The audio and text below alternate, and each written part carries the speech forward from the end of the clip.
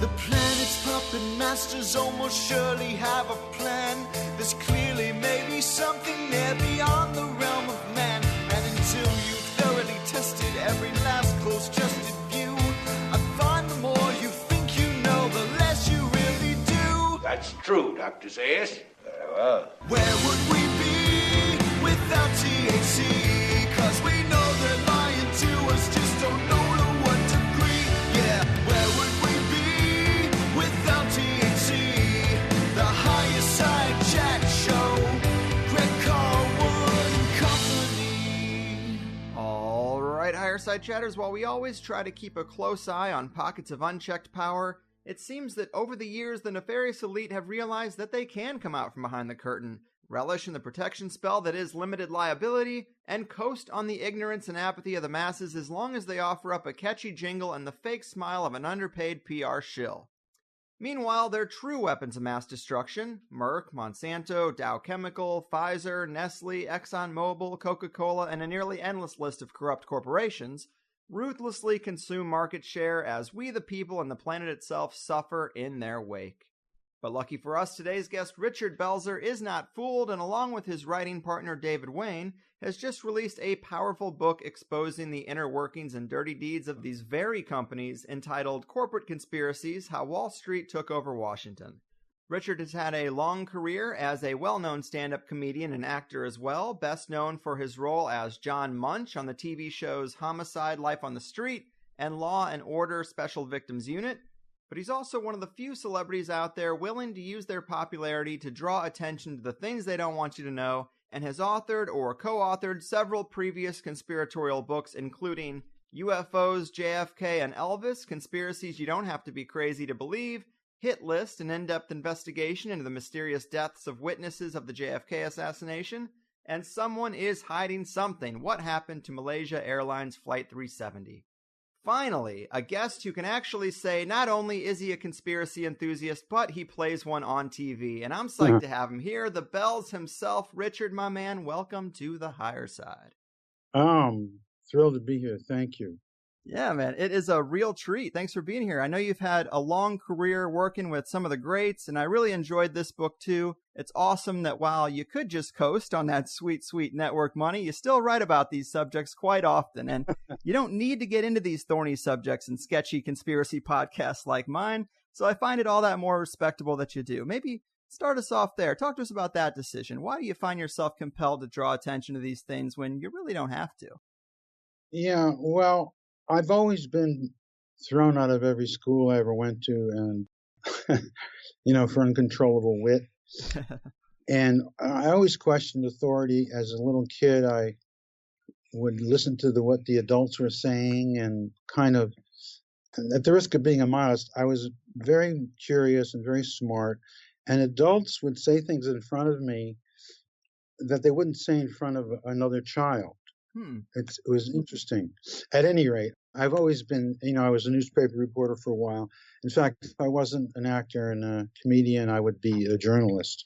So, this is not far from my, interest, the question of authority. And the fact that I'm a celebrity now is really, I'm in France now. I'm kind of, I don't work that much, and I could just lay back here with my 5 dogs and my beautiful wife.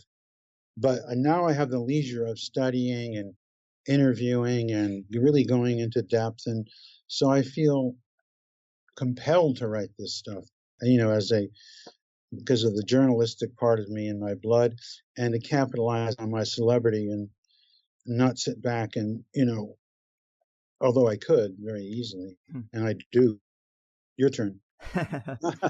Well, cheers to that. I mean, it's a beautiful thing.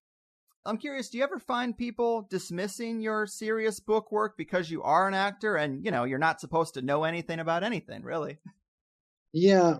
Somebody, the other night I was being interviewed, and a caller was saying, you actors, you don't have time to really study the issues. And I said, lady, you don't know me. I'm in my trailer 5-6 hours a day reading on the phone, on the internet, so to summarily dismiss a celebrity because they're compassionate, look what celebrities have done in terms of the civil rights movement and the, healthcare movements. And education, the arts. Thank God that artists are compelled to be citizens. Your occupation doesn't exclude you from being a participant in our democracy. Yes, agreed. I think it was John Malkovich had a great line, "I act for free. They pay me to wait around all day," because you do so much waiting. But everybody has to have a job. So to think that like you can't have a job and also research conspiracies is pretty crazy. Yeah. So this book about corporate conspiracies, of course, it is dedicated to Robin Williams, who you also wrote about in it. Right. But some people might be surprised to hear that you considered his death a murder as another victim of corporate greed. Can you elaborate on that for us? Well, we did a lot of research on pharmaceuticals for this book, and we included very detailed charts showing what prescription drugs can do. Now, Robin apparently was given 4 different powerful prescriptions in his final months: mirtazapine, Remeron, Seroquel, Mirapex, Cinemet. The so-called side effects of these drugs include strong suicidal ideation, thoughts of self-harm, depression, psychotic-like behavior, and unusually strong unhealthy urges. Now, one thing is, Robin was clean and sober at the time of his death, but the news reports that no drugs were found in his body were misleading. Psychiatric drugs were found in his body. And in our opinion, and the opinion of many, many others, that was the real cause of his death, what drove him to it. And you won't hear about this on the news, but Big Pharma is mainstream media's biggest advertising customer. Right. And put that together with 23,000 suicides are attributed to psychiatric drugs every year in America. And so, they're advertising the shit out of this stuff, and, they're not really following up too much on the ramifications of it because a tremendous amount of money that's involved.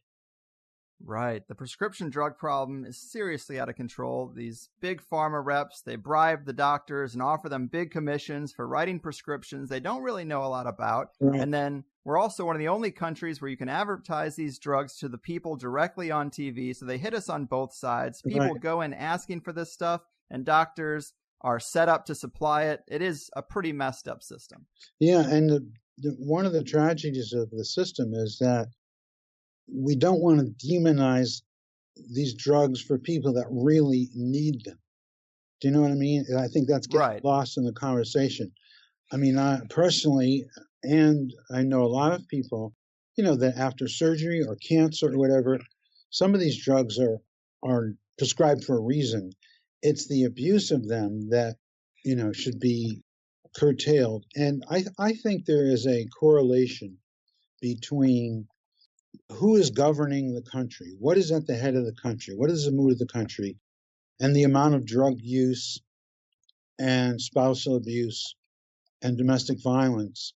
And I dare say that the barometer has gone up in the last few months. Do you know what I'm saying? You know what I'm getting at? Absolutely. The president, even if they are just a puppet, they at least set a tone for the country, and their personality plays into the way people act. Exactly. When John Kennedy was president, everybody wanted to be in government. You know what I mean? Yeah. Then along comes somebody like Nixon and Johnson and Nixon and disillusions everybody again. But no, you're right. It's, I forget who said it today. Joe Scarborough, maybe it was, the fish rots from the head down. Yes. It's fascinating to me that there are so many corporate interests that control what we're supposed to think about and do and what we ingest. But people are becoming more and more aware, so that's another heartening thing.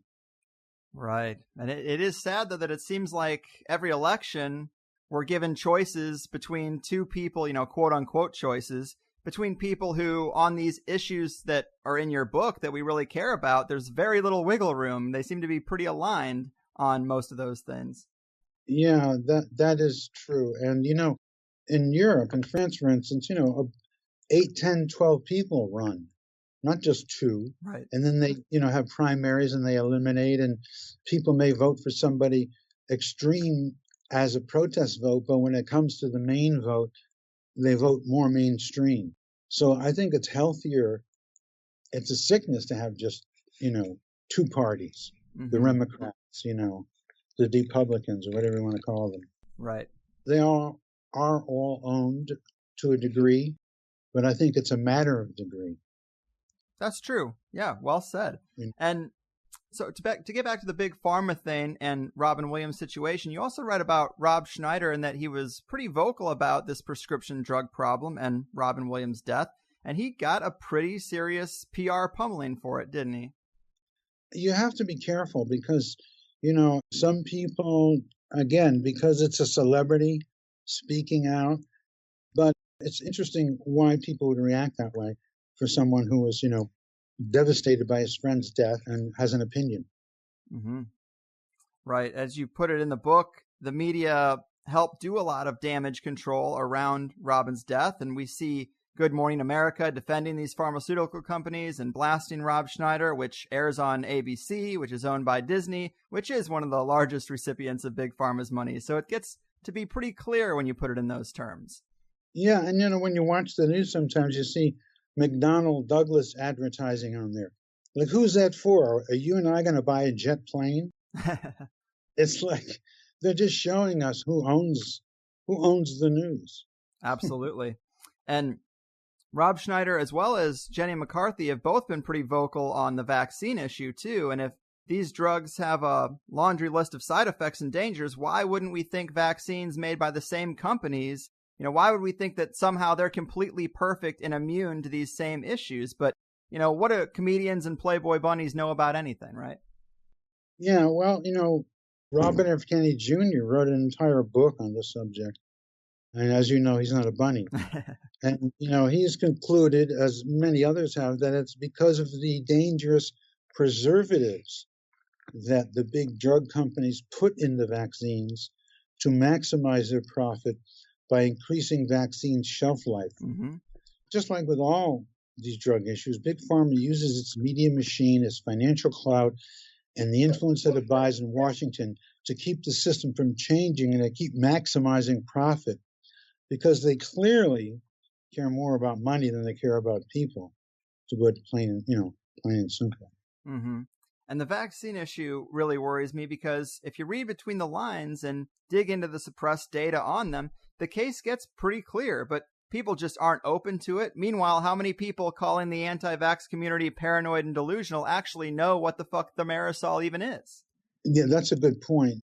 People have a mindset, and it's cognitive dissonance to tell them that something they may have trusted for years is untrustworthy. It's very hard to break through that. You think that reason would win out, but there's a big emotional investment in a lot of these things. And, it's not just presenting people with the facts, apparently. It's very distressing because of that emotional element. It is. And we also have a bit of a trend of Big Pharma making up new terms for diseases and conditions. Some would say ADD is an example of that, but it is a fairly common practice, right? I mean, make a problem and then sell the solution. Well, because of social media, I think everyone now is diagnosing themselves and looking things up and really confusing not only themselves, but also, I think, the ethical challenge of a medical community when somebody comes to them and says, I saw this drug, can I get it? And it's a whole other issue than in the old days when you went to the doctor and you trusted the doctor and you paid $5 a visit. At least I'm aging myself, but it's a different time now. You don't know what the doctor, unless you know the doctor well, you don't know what he's selling and what he's prescribing that is, actually necessary or just vaguely in the ballpark of what you might need. Right. And people get this false sense of security that, well, these aren't really drugs because they're regulated and, they're produced legally and they're far safer than these completely unregulated and dirty street drugs that are out there. But that's really not the case. No, it's not. And, people will convince themselves or delude themselves, however you want to say, to justify what they're doing, but at the same time would turn around and condemn others for doing the same thing. Mm-hmm. Mm-hmm. And so if we're talking about health issues from corporate products, we got to give Monsanto and Dow Chemical some mentions here too, don't we? Well, the biggest, most depressing thing is the enormity of these corporations and worldwide reach. Monsanto has the reputation now of being the world's most evil corporation. And I can tell you that's a reputation well earned. They're responsible for everything from, say, the DDT, Agent Orange, growth hormone, saccharin, GM foods, Roundup, which is the world's best-selling and extremely toxic planet-polluting pesticide. GMO farming is linked to the dwindling bee population, the dwindling monarch butterfly population, and soil toxicity, water toxicity, toxins in the food we eat. These rates we have now in the early onset diabetes and childhood obesity. So, like I said, their reputation for evil is well deserved.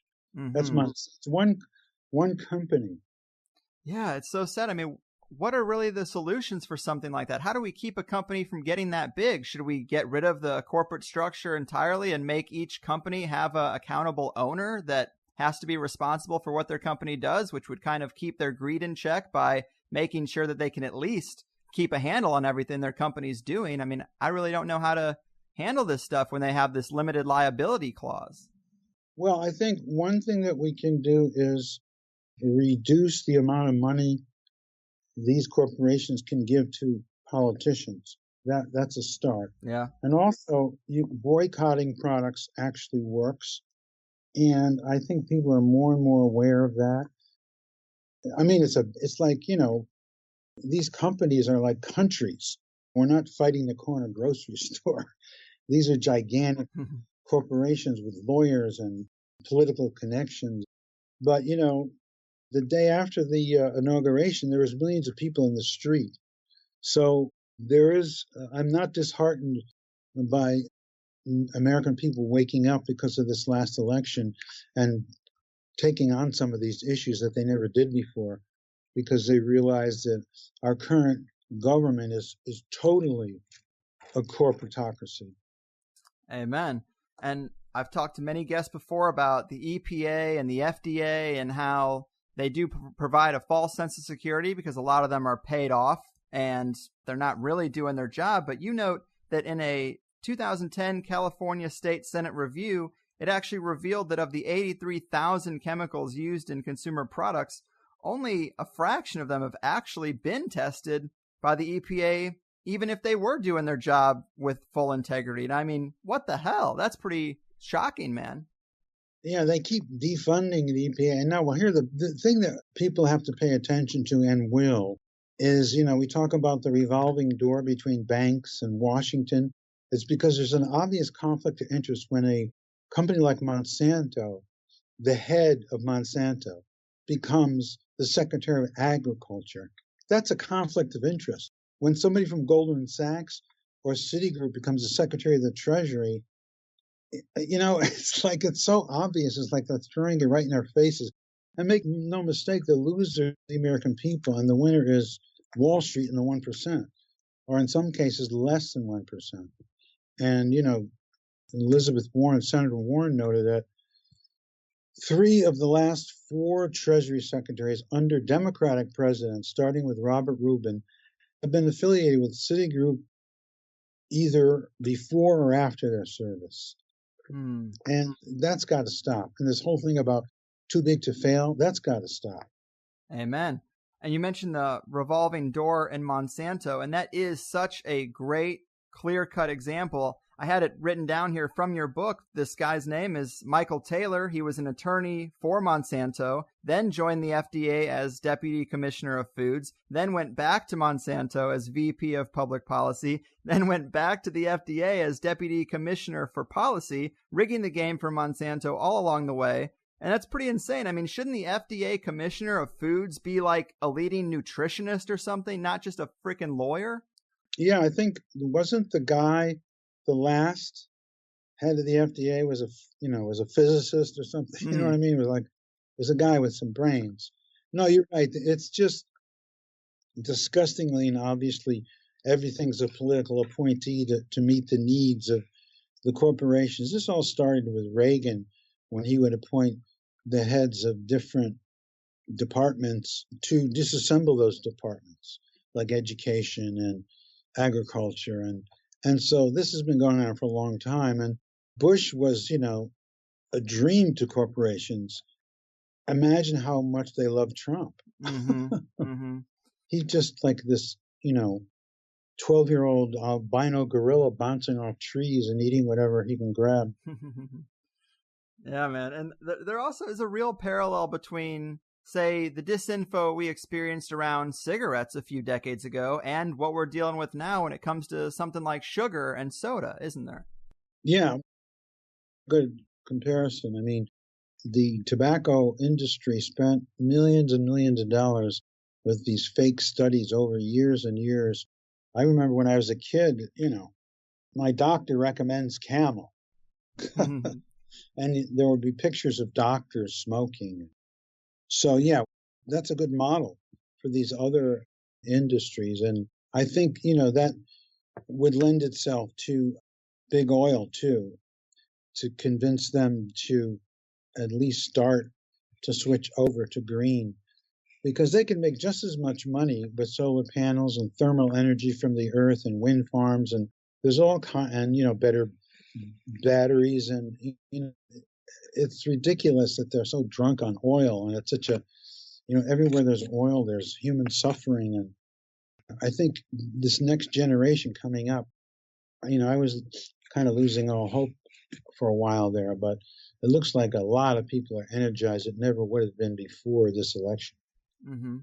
Yeah, there's a little bit of hope in there. And the oil companies, that a lot of the modern pharmaceutical chemicals are derived from the products of these oil companies too, Rockefeller Medicine. And so you look at these particular early industrialists, and they are responsible for a hell of a lot. Especially, you have some documentaries you mentioned in the book that I have seen and interviewed people from before that go over the history of transportation and energy and the manipulation and the suppression of alternatives that have been there for a long time that people don't even realize. They think that we're just now on the cutting edge of coming up with some of these electric vehicles and other technologies, but that's really not the case. I mean, the history shows that they have been there and they have been quarantined away from the public knowledge.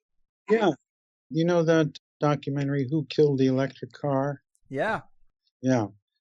There have been electric cars for a long time that, work fine, but then GM or Ford will buy the patent and bury it. Yep. Rather than be, cutting edge. And that's what mystifies me. They could make just as much money by adapting to not choking the planet to death. Right. And it is such a shame that just these handful of people, maybe 100, 200 people, have taken us down a course of serious destruction and set us back centuries. And so many people are just oblivious. They don't understand that, yeah, we really do have a pyramid hierarchy, and there are a couple of people at the top that have influenced your life to incredibly detailed degrees, and nothing gets done. Well, people don't want to hear that. They don't want to believe that. I'm sure you have too. You've spoken to highly intelligent people, and you tell them something that's factually true. And they go, no, that's not true. Yep. And you go, yeah, it's true. And it's like part of the reason I write books is I'm tired of people rolling their eyes at me at dinner parties. I'm kidding. But, it's like there are so many things that are true that aren't generally known. And that's what that's what I'm into, is finding those things out and just revealing them. I'm not, you could your own conclusions, but facts are facts. And this history of the corporatization of America is spelled out for us all to see now very easily, Yeah, couldn't agree more. And you mentioned that you split your time between the United States and France, and these companies we're talking about are international in scope, but do you see these corporations in the food and medical areas having as big a field day in Europe as they do in America? Well, some countries are much more careful and restrictive. For instance, in the area, I live in a farming area, a small village in the southwest of France, and no GMO here, all organic farmers, no pesticides. There are pesticides, but they're They're natural. And there's no hormones. I mean, so I'm very spoiled here, and there's no reason why it can't be that way everywhere. You know, the people in America don't realize how much garbage they eat every day, literally. And that's why again, this trend of buy local is, catching on in a lot of places, and people are slowly coming around. Yeah, I mean, there is a little hope in that, especially here I am in Southern California, and I experienced it a lot, but I grew up in Missouri where it isn't quite as prevalent. And the idea of food deserts, I mean, those are quite real, in that a lot of people in their smaller towns in the Midwest, their only choices are the 5 fast food restaurants in town, the Pizza Hut, or going to Walmart for their processed foods, which a lot of times are shit quality too. So a lot of times people are kind of up the creek without a paddle. Mm-hmm. And that's something that people do not want to hear, because they feel it's just, it's too much. But if they put a really good, like they're doing this, like Whole Foods or somebody's purposely going into these neighborhoods where they just have the corner shitty little grocery store. And so, there's some corporate responsibility in this also. There's no reason why these more healthful outlets can't spread out more. And it's good PR also. Right. Speaking of PR, we mentioned the media's work in doing PR for Big Pharma. And you also talk about movies like American Sniper and Zero Dark 30 in the book as pretty transparent examples of propaganda designed to glorify the military-industrial complex and the war machine. But how deep does this Hollywood arm of manipulation go? Are there less obvious examples that you might have picked up on in your career? I don't want to get too many people in trouble, but it's true that there are people in high levels of our government. I'm not making this up. This is in the public domain. From the CIA, from the government, from the Pentagon, who certain filmmakers will get, if they want an aircraft carrier or jet planes, or, they're doing a war movie or a sci-fi movie or any kind of movie that, has those elements in it, then they have script approval. If I'm going to give you a battle fleet and, 20 jets, what are you writing about? So keep that in mind, listeners, when you go see one of these movies and there's all this hardware there, a lot of that is not CGI. A lot of that is real. And so that means there's script approval. It's my dogs agreeing with me. Yeah, I mean, I'm right there with you too. In these movies, the military is always going to be painted in a positive light because you're just not going to be able to use their equipment without it. And we also know the CIA has placed, or at least trained, certain people that they put in these positions in news media. They push a narrative that's cooked up in the deep state. And that's another area where I just wonder how far that influence spreads over other areas of Hollywood and other aspects of broadcasting besides just these major news networks that everybody seems to be waking up to, at least. Well, in 1970, I think it was 74, roughly, Carl Bernstein wrote a piece for Rolling Stone magazine in which he said there is, I think he listed a number like 320 publications that were getting information from the CIA directly. And when that came out, shortly thereafter, there was an outraged piece in the New York Times admitting that they did it and saying that, oh, no, the number's much higher. So, in their own defense, they inadvertently admitted that, everybody, CBS, Newsweek, NBC, ABC, all these companies were getting information directly from the CIA, talking points, et cetera, et cetera. And, the CIA's nickname is the company because it protects the corporate interests of the United States. So if the CIA is giving talking points to network news, those talking points could very well come from a major corporation. Right. Man, and that article you mentioned is written in 1974. Do you think we ever have had a free press, or has this been a propaganda machine from the beginning? No, I don't, it's, there are still people that are, writing the truth as they find it, but they're not you don't see blaring headlines leading off the news every night. But, there are really good reporters out there who don't have millions and millions of viewers, but there are people doing the work. And even though that, like, if somebody works for a network, for some reason, certain people, even though that network is beholden to some dark forces, they allow certain people to say whatever they want because they're not afraid of the repercussions. Mm-hmm. You know what I mean? It's like, right. Like Lawrence O'Donnell is great. He's a great reporter every night. He tells the truth as he sees it. And I like Rachel Maddow 90% of the time. She's fantastic. And The Nation magazine is pretty reliable, and Vox, and if you fish around, you can find things in the public domain. Before the internet, I used to read like 10 newspapers a day, and now fortunately I can read, or at least reference 100 newspapers. Right, and there are definitely good people in journalism as long as they don't go too far down the rabbit hole, but you don't really need to control every individual person if you have an editor at each paper or a producer at each network, and you just have a list of, well, we don't talk about these 10 things, and other than that, go at it. Yeah, I think that's pretty close to reality.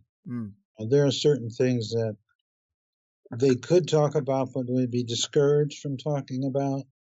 And there are certain things that you just know not to address. The thing that I worry about, especially with this president, is self-censorship. In other words, thinking in your mind that you shouldn't say something. That's almost as bad as state censorship. Mm-hmm. You know what I mean? It's like, and I think Trump is trying to instill this kind of dictator bully mentality over everybody that works for him. And, like you could be fired in any second. Right. Comey knows that all too well at this point. Well, yeah, I mean, the United States is not a fucking reality show. This is serious shit. Mm-hmm.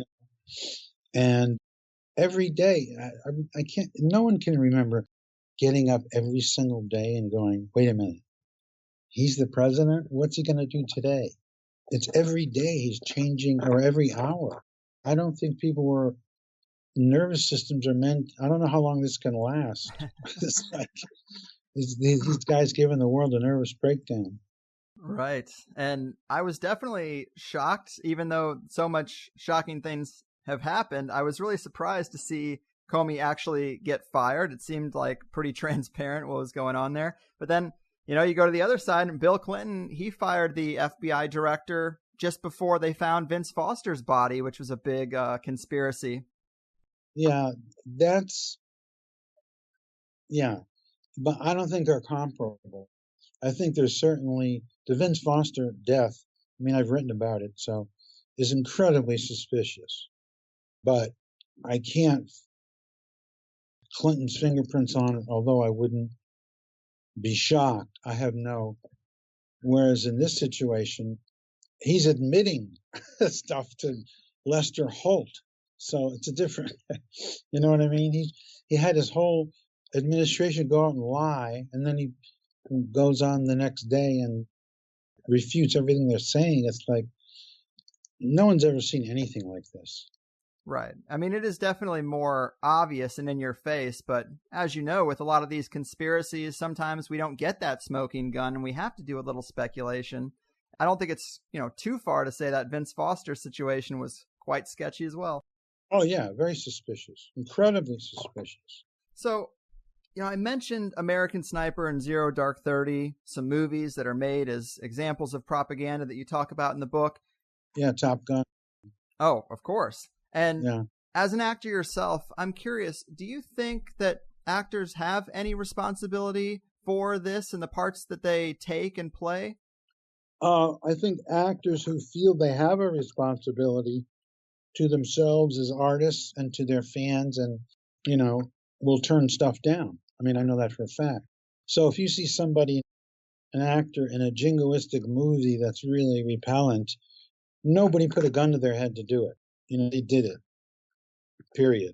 Right. So some movies have an agenda and some are just, you know, garbage. Sometimes distraction is all that you need.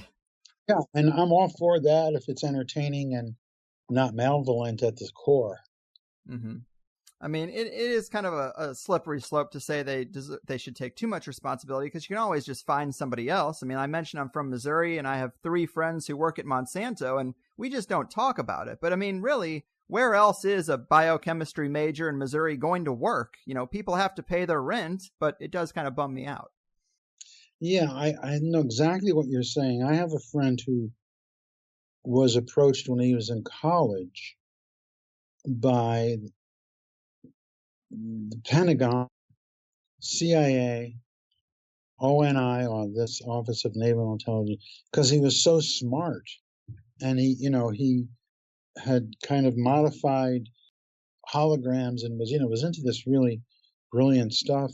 And they just wanted to appropriate him for military purposes. Wow. And he turned them all down, and they offered him, like, his own lab and tons of money and scholarships for his kids and, all this stuff. And he didn't do it. So, and, he never had, there were no, like, he didn't get cancer after that or run over by a car. So that's a plus. Right. One of the lucky ones. Yeah, right.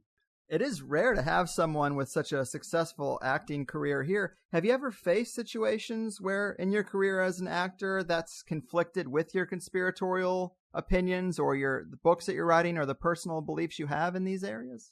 Have I ever faced a situation that was against my principles? Is that what you're asking? Yeah, where your acting career and your conspiracy interests were kind of conflicted. Yeah. Fortunately, on Homicide and Law and Order, and this happened very rarely, if there was something in the script that I didn't agree with or that I knew not to be true, we would change it, or at least, meet me halfway. So no, I'm fortunate. I was really never in that position. I've been censored. I was supposed to do this is years ago, appear at some symposium for this radio station, and it turned out the owner of the radio station was, how shall I say this delicately, an anti-Semite. And he said, no, we don't want that New York comedian to do this. New York comedian is euphemism for Jew. Jew comedian, Jewish comedian.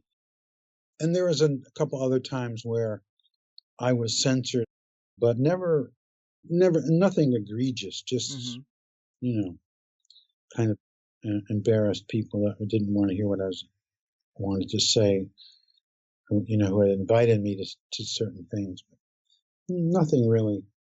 I once asked, I know a few people in the CIA and in the Secret Service, and I asked this ex-Secret Service guy, because I was writing a book at the time about JFK and about UFOs, and I said, is there anything I should worry about? He said, no, you're a comedian, they won't kill you, And what struck me was, they do kill people, but they won't kill you, is what he was saying.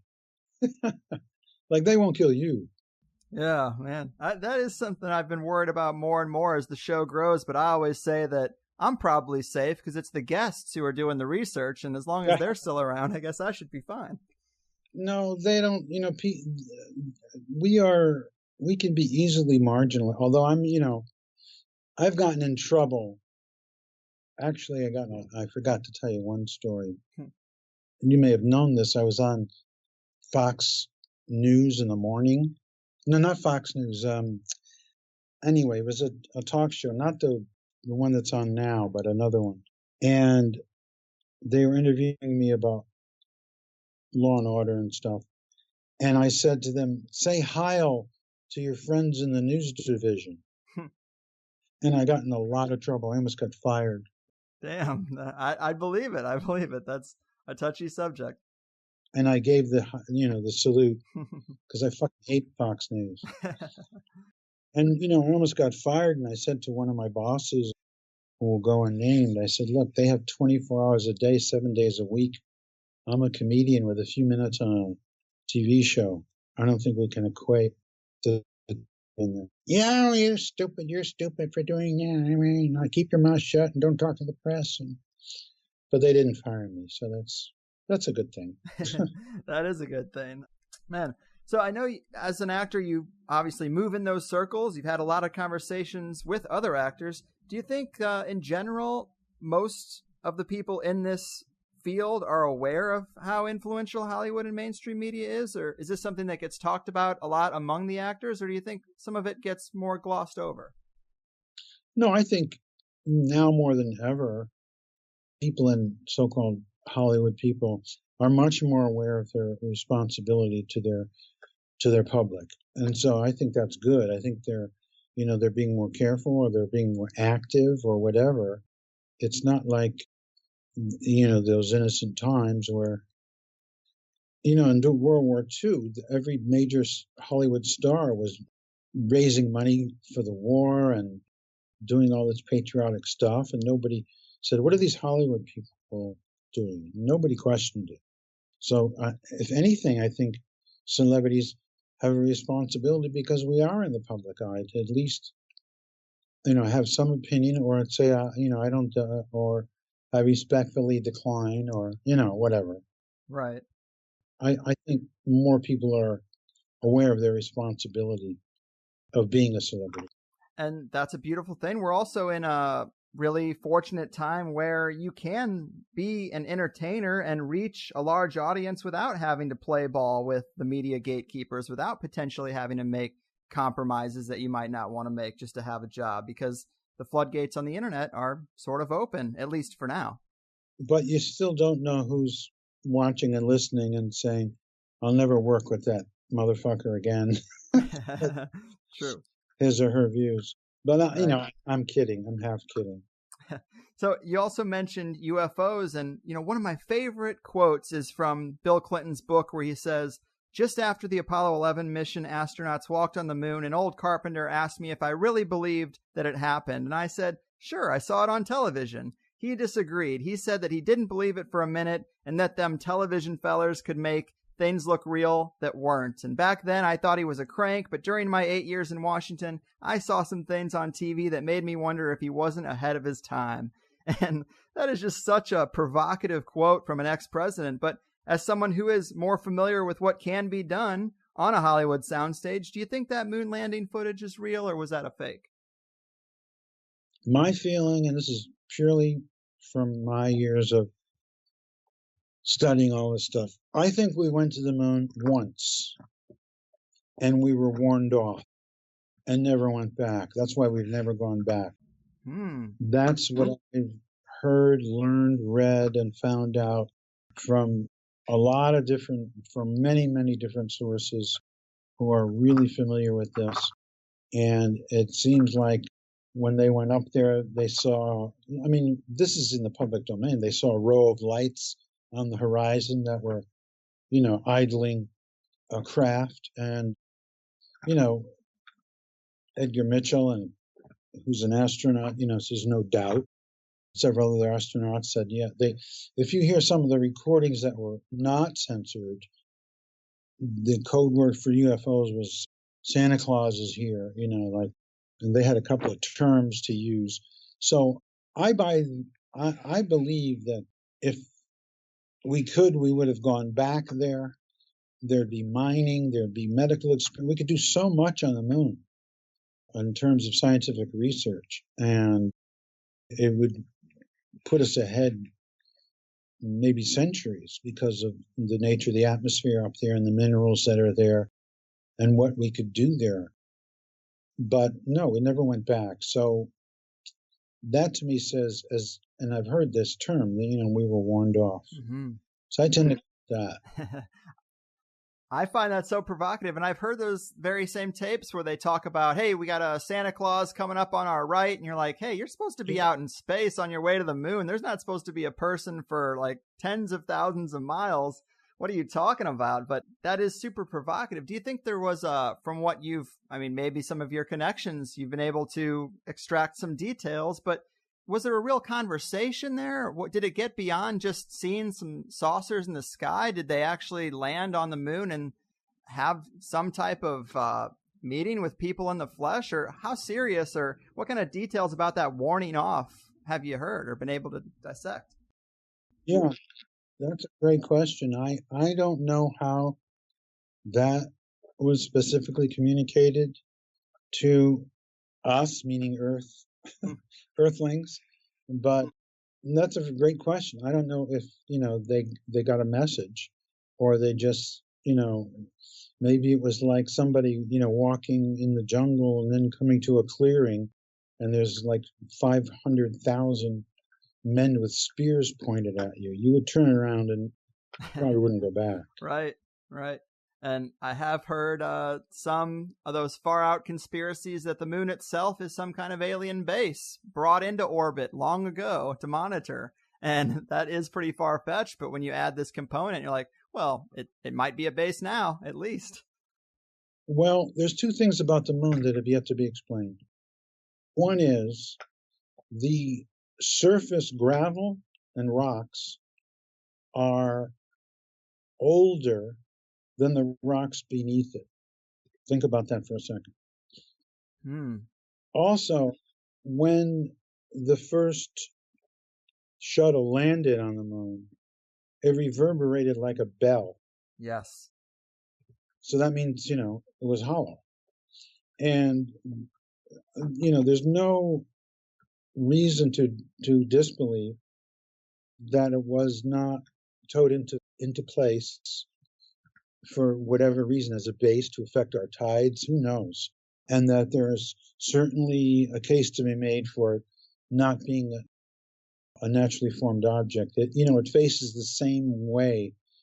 I think it's the only celestial body in our solar system that doesn't rotate. Right. Which is kind of strange. I'm sure it's but it's odd. I say the same thing. Yeah, I'm not allergic to the idea that it's an artificial thing. That's not so fantastic to me. I agree. And to maybe talk about the wider alien ET UFO situation, what do you think is going on kind of in a wider sense outside of just that moon landing situation? Have some of your contacts talked about to which degree they're knowledgeable about what might be going on with aliens? Well, I've heard that we are, in fact, working with EBs, extrabiological entities, in the United States, in some underground bases, and that has been going on for a while. And there's some people who are not crazy, who speak very, very matter-of-factly about it. There aren't many of them, but there are, like retired military or scientists or whatever. And these people, I think most of those people can be found on the internet. And what's sobering about it is they're clearly not crazy. And there's a lot, the people say, well, what's the proof? The proof is thousands of pilots and generals and, sober civilians for years have seen craft that are not explainable by our physics. It's not a distant idea. It's been a part of, at least since 1947. There's been so many cases of UFOs, like over LA during World War II and over Washington in 1952. There's squadrons of ships that we fired upon to no avail, and people go no, but that happened. So it's that thing I keep going back to about cognitive dissonance. People don't want. It's like you don't want to believe your parents are having sex in the next room. Not my mother and father. It's like maybe that's a bad analogy, but it's like no, it's a good one because the evidence is there that did happen. Yeah, right. So, there are very few things I don't want to know. I think we can take it. And actually, in 1962, the Brookings Institute did a study, was commissioned to do a study about what the effect would be on the people of the United States if a flying saucer or a craft from another civilization landed on the Earth. And they concluded that science would be called into question, Could the military, in fact, protect us? Would cause great fear. Religion would be called into question. All these things were brought up like people are children and they couldn't handle it. I dare say that if a UFO landed today and an alien got out, in 3 weeks they'd have their own talk show and be folded into the culture. You know what I mean? Mm-hmm. People wouldn't be shocked perhaps the way they would have in 1962. I think people would, accept it, and I think people would not believe it, even though, they're sitting there, on television on the network news saying, people of the earth, we have been in existence for billions and billions of years, Yeah. Man, so, all right. I'm going to get a little weird on you because I do... How much weirder can we get? I know. Who'd have thought? But, I do a lot of interviews with researchers who will talk about conspiracies involving Hollywood, but they're usually looking at it from the outside. They'll talk about things like Illuminati sacrifices, this idea that you can't crack the top levels unless you're serving that agenda, or in some cases, they even talk about mind control being involved, this kind of stuff. When it comes to some of those wilder claims, have you seen anything in your career that would suggest that they have some merit, or are those things largely overblown? I have, in my experience, I'm not a kid. No, I have seen no evidence of people first, second, third, or fourth hand. And I know all kinds of people, believe me, from drug dealers to superstars and everything in between. Not to brag or drop names, which I won't. But no, I think, there's an element of, like, if somebody becomes a huge star, maybe it's because it was the zeitgeist and because of their talent, and they met the needs of the culture at that time, and, and they're good at what they do. And not some ceremony that they went to where they, fucked a goat and, said something and wore a mask and, are indebted to a satanic or Illuminati. I don't deny the existence of secret societies, and I don't, if you want to get into that, but I see no evidence of any of that remotely in the circles I've been in film and in television and in the recording industry, musicians, actors, the theater. I mean, I have not seen anything remotely resembling that. I wish interesting. Yeah, I wish I did. It would be fascinating. Yeah, I mean, well, I had to ask because you're here, but I figured you might say something along those lines. Have you seen, you mentioned secret societies, any influence, just to broaden that out, any influence from Freemasons or Skull and Bones or anything like that in Hollywood? Do they put their agents in that pie? I think the Skull and Bones thing is a northeastern Boston to Washington, D.C. corridor, Yale entity. It's very far removed from Hollywood. It's more involved in high finance and international banking and stuff like that. So no, Hollywood is not like the Northeast, the Wall Street or Washington corridor. It's a different, there's an old joke that says that Washington is Hollywood for ugly people. But, there's some good looking people in Washington. Fair enough. So to get back to the book a little bit, another thing I wanted to bring up that we could actually put some laws in place to stop. We talked about that revolving door a little bit with Michael Taylor and the FDA, but when it gets into regulatory agencies, government agencies, these CEO positions, all these different deputy directors and commissioners and all these kind of bullshit titles, that is probably one of the most damaging things that creates these loopholes for corporations. And it also is one of those things that would be easiest to fix with legislation, wouldn't you say?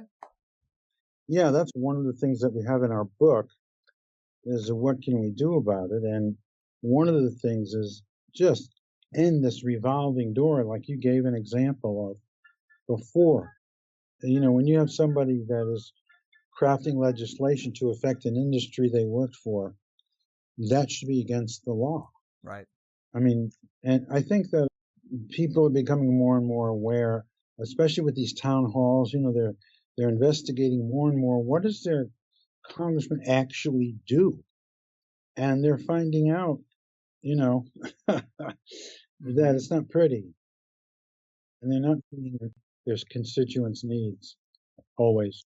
I think that's an interesting point because a lot of people, I think, are waking up to the idea that they need to pay way more attention to local government and less to the, dog and pony show that is the presidential election. Because if you really want to get into what's going to affect your community that you actually can influence, because you're not going to influence anything Trump wants to do. I mean, it's going to be difficult as an individual unless you get a lot of other individuals, but you yourself, you can talk to these local representatives, these local officials, and fix the potholes in your neighborhood or get marijuana legalized or do any of the other things that you might care about. Work on your local water supply and keeping the pharmaceuticals and fluoride out of it, that kind of stuff. So I think people are waking up, and there is some hope in going local in all kinds of areas. I'm glad you brought that up because that's exactly the way to do it. And that's what evangelicals did for years. For years, evangelicals thought that they were above politics. I don't know if you were old enough to remember that. But then they became politicized, and they started taking over school boards and legislatures and sheriffs and judgeships. And before you wake up and turn around, and we're in this kind of, religio semi-fascist fucking country. Mm-hmm. So I'm with you 100%. The people have to, on the local level, start, which, local level, as Tip O'Neill said, all politics is local. And, if people control their local politics and keep their congressman on his toes or her toes, then that is a way of affecting the national dialogue. It is. Well said. Before we run out of time, I want to see if maybe we can't offer a little inspiration to people on a personal level, because all of these problems with corporations that we've talked about, a lot of us have no other options for work, for our careers. And we go to these cog in the machine jobs, barely enough to get by, while the CEO buys a house for every day of the fucking week. And we put a lot of our dreams on hold and our talents go unused. And fear of failure plays such a huge role in why people play it safe in this regard too. And as a guy who has taken that leap many years ago and has had it pay off quite well, what would you say to advise people who might have similar dreams, but also have a lot of fear around pursuing them? Well, as I think I said before, the worst thing we can do is self-censorship. And it's the thing I fear most, almost as much as state censorship. But, it's 2017. The world is not spinning out of control. I think that now is the time for anyone who has any notion of, doing something for themselves should go about it a bit more fearlessly and look around to other examples of people that you admire. There's so many people I know, and I'm sure that everyone knows, who have overcome seemingly impossible odds, or at least some difficulties. And life, as Jack Kennedy said, life is unfair.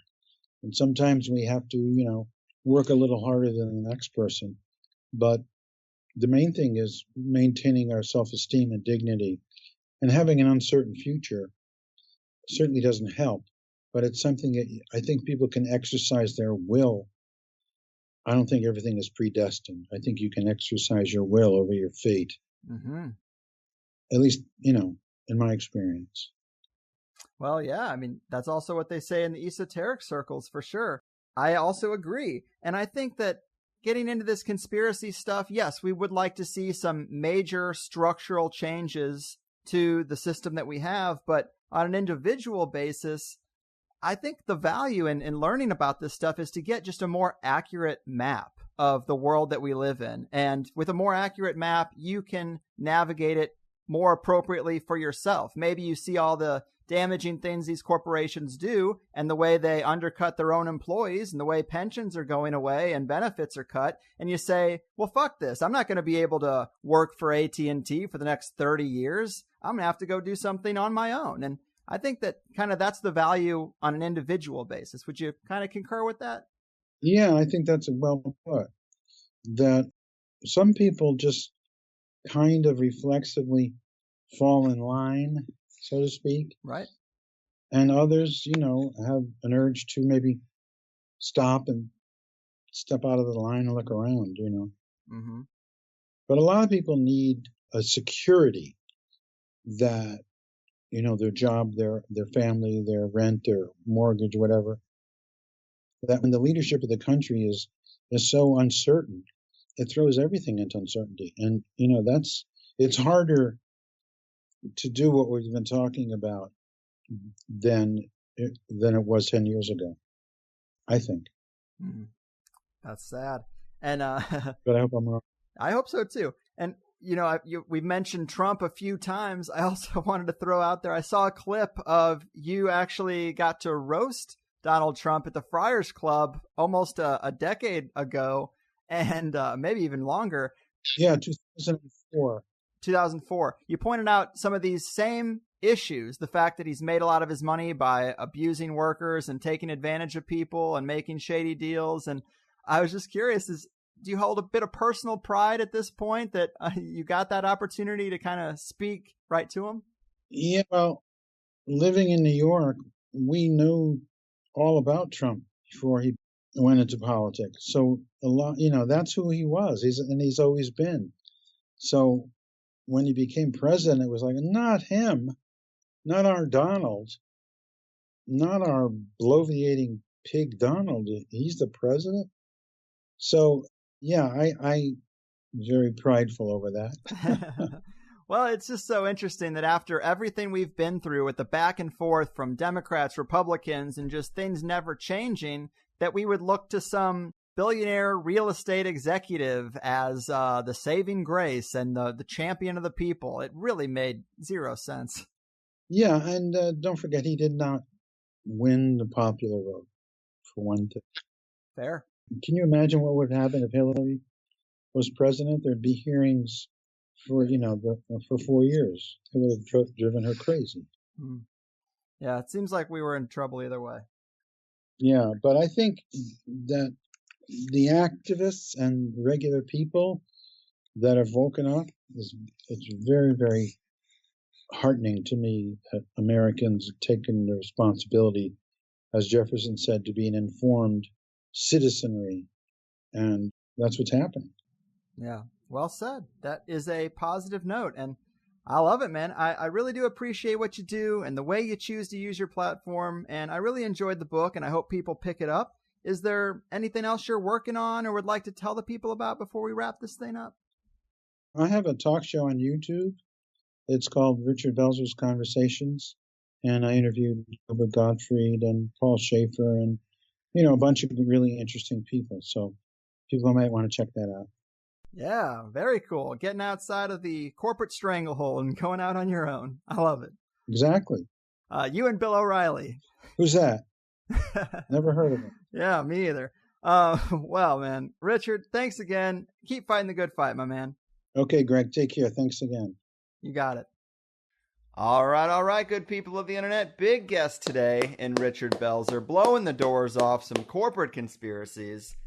This will be one of those shows where people I haven't talked to in many years from high school will see that I posted this on Facebook and wonder, what the hell is the Law and Order guy doing on Greg Carlwood's stupid podcast? And those are fun moments for me.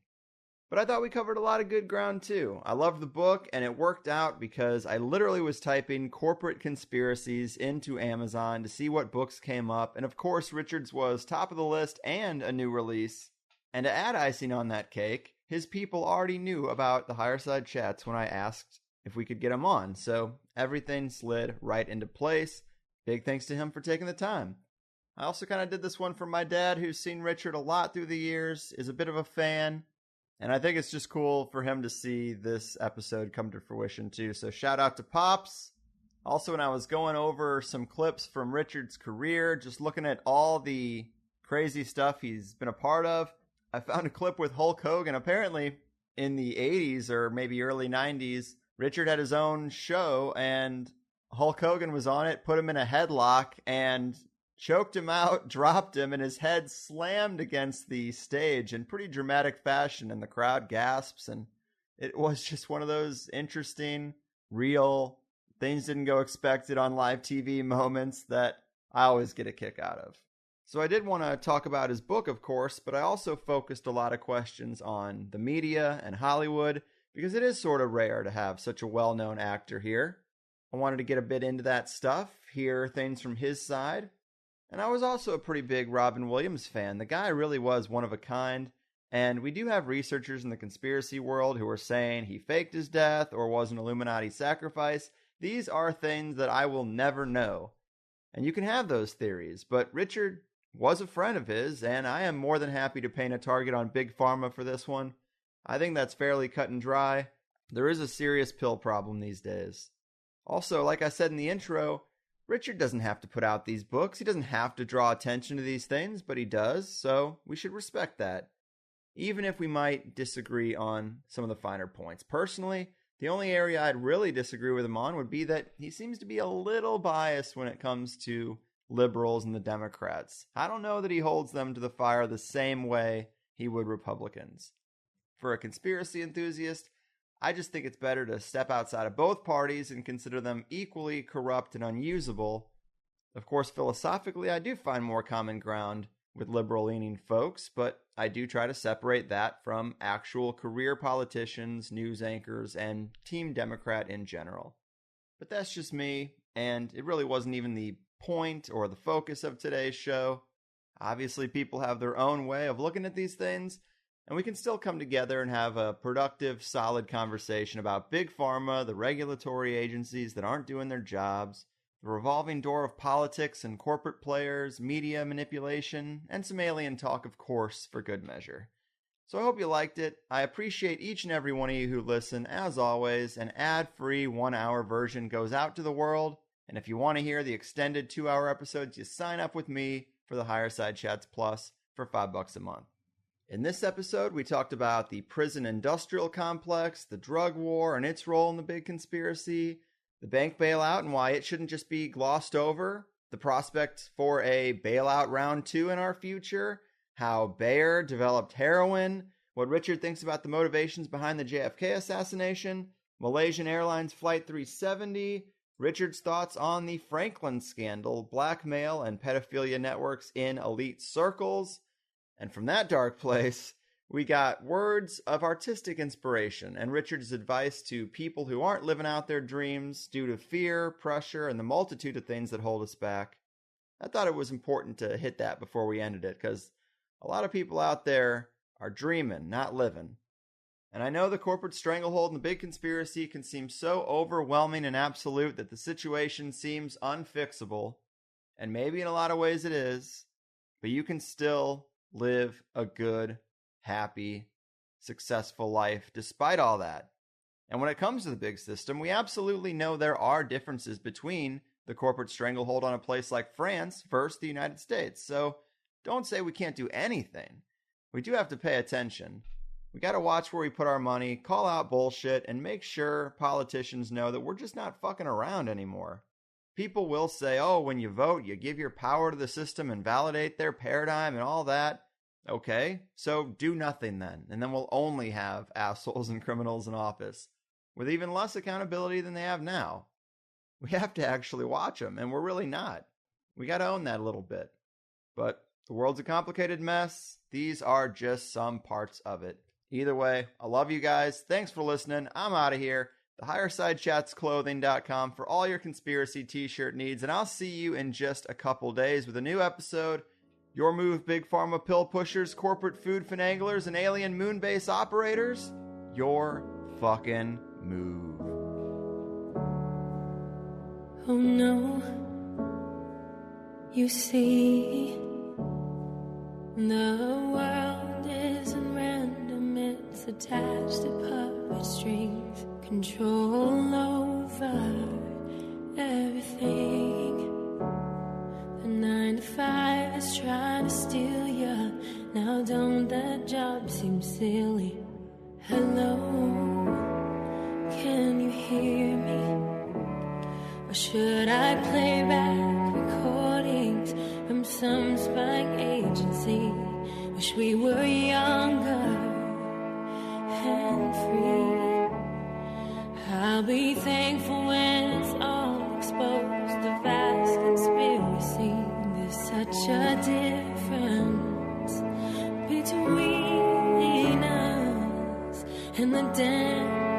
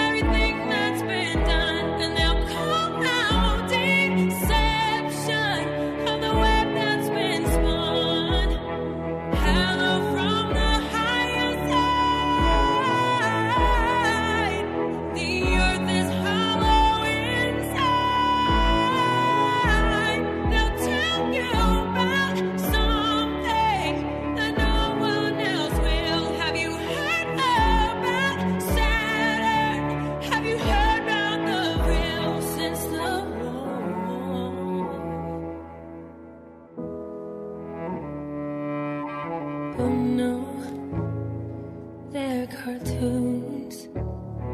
It's so typical of me to talk about the stuff. I'm sorry, that's good and well.